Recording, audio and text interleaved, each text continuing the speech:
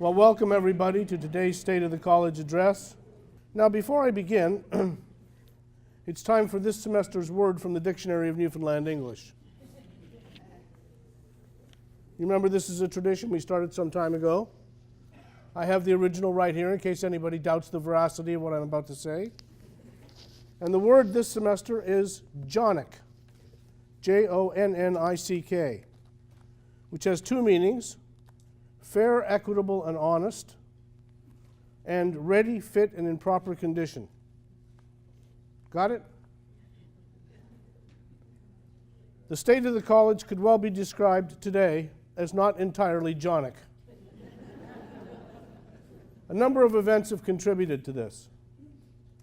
First, the laying of serious charges against 5 of our students at the end of last year, and the circumstances surrounding those charges raised fundamental questions and concerns about our values as a college.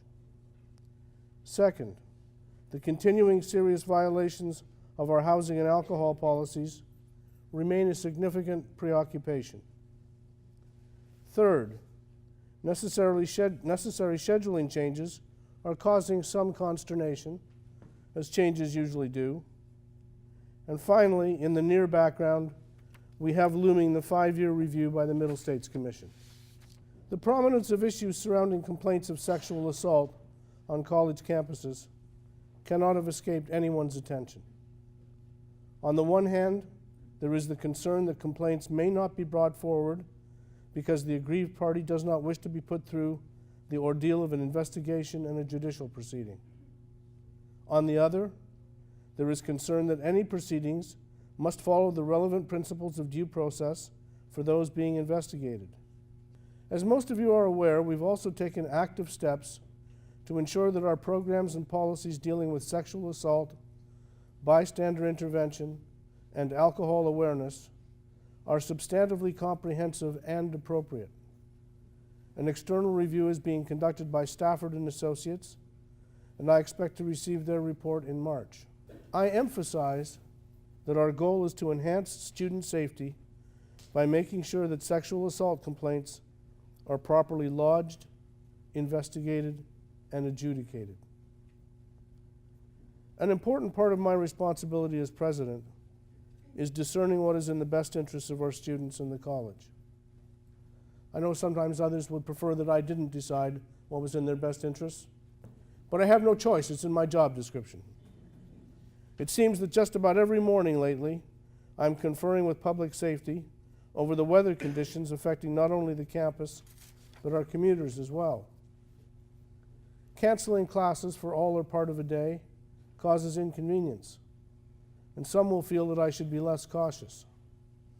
On any given day, they may be right, but I try to err, if at all, on the side of safety. College alcohol and residence policy decisions are no different. The paramount concern is student safety and the potential liability of the college if that safety is not adequately protected.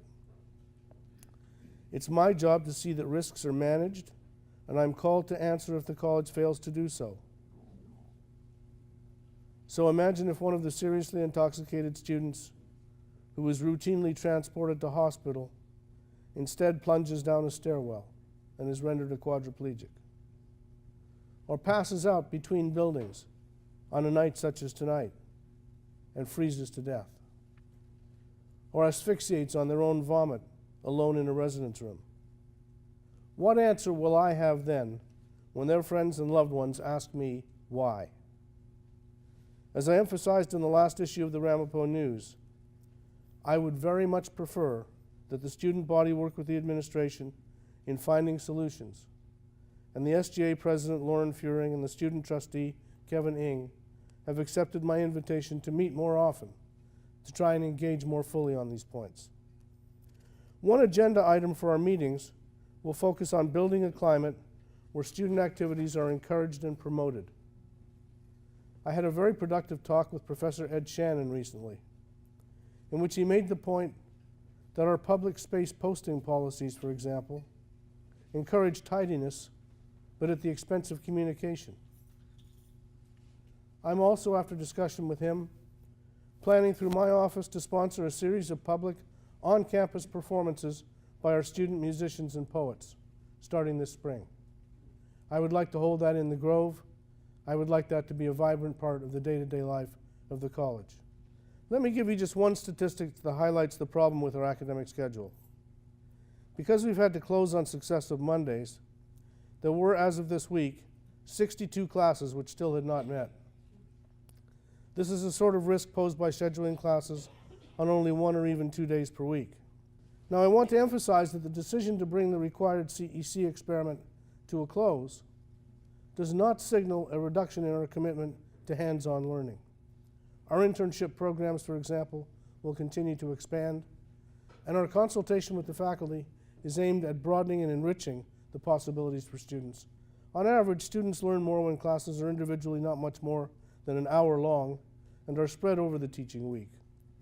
We appear to be unique among comparator institutions in experiencing a significant spike in alcohol incidents on Tuesday nights. I look forward to losing that distinctiveness as classroom hours are spread more evenly across the week at Ramapo. Despite current rumors to the contrary, I have no plans to take up any such invitation. Indeed, I intend to ask the Ramapo College Board of Trustees for a further renewal this June.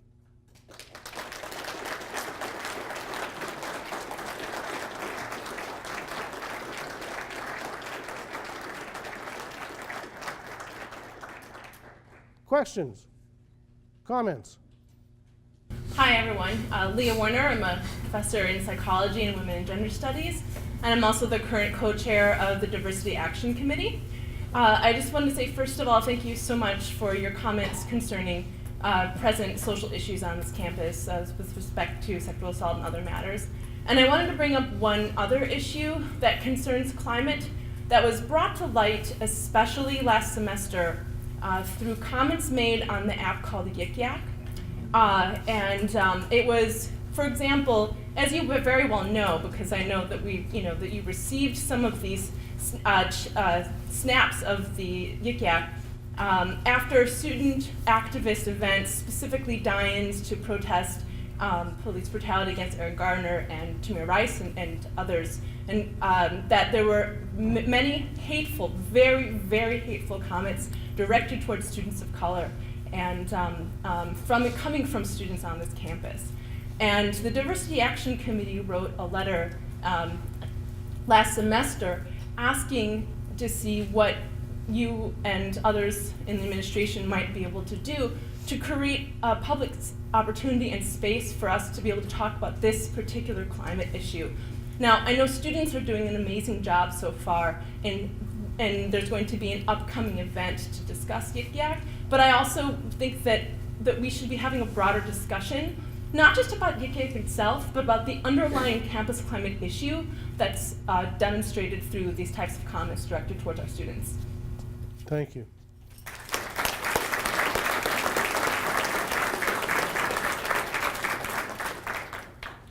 I think we started to make some headway on that specific front, Leah, at the convocation, Yes. when Mr. Gandhi joined us as a speaker. You'll recall that in my introductory remarks, I adverted specifically to the racist You did. incidents that had happened in the previous term. Thank you. I do not believe that there is ever going to be an end to the need to make efforts to promote better understanding in that respect.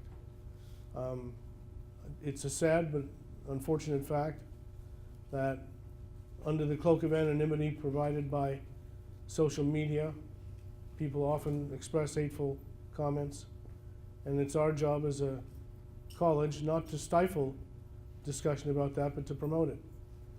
I have every hope that we can combat hateful speech with reasoned argument and education.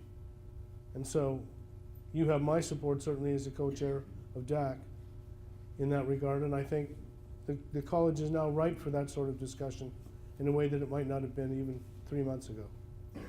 Thank you very much.